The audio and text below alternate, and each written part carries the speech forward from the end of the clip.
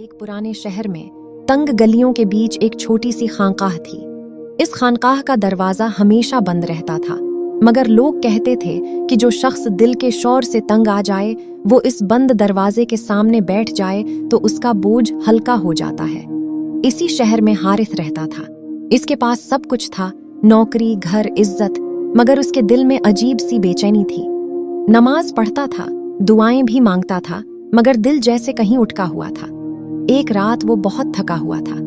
सोचा, आज मैं इस खानकाह के दरवाजे के पास जाकर बैठता हूँ। वो खामोशी से जाकर दरवाजे के सामने बैठ गया।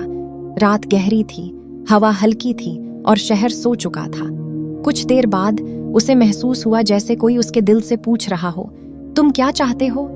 हारिस ने आहिस्ता से कहा, सुकून। खामोशी छा गई। फिर एक बूढ़ी आवाज सुनाई दी, सुकून मिलता नहीं, छोड़ा जाता है। हारिस चौंक गया। दरवाजा तो बंद था, कोई नजर नहीं आ रहा था। आवाज दोबारा आई, तुमने सब कुछ थाम रखा है, खौफ, शिकायत, गुस्सा, सवाल, खाली हाथ आओगे तभी भरोगे। हारिस की आंखों से आंसू बहने लगे।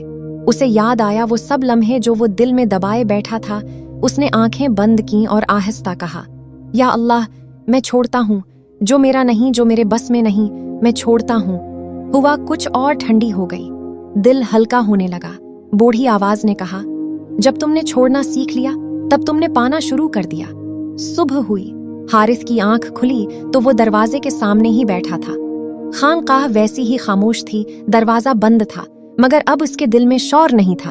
वो उठा, मुस्कुराया और आहिस्ता बोला, दरवाजा बंद नहीं था, मैं खुद बंद था।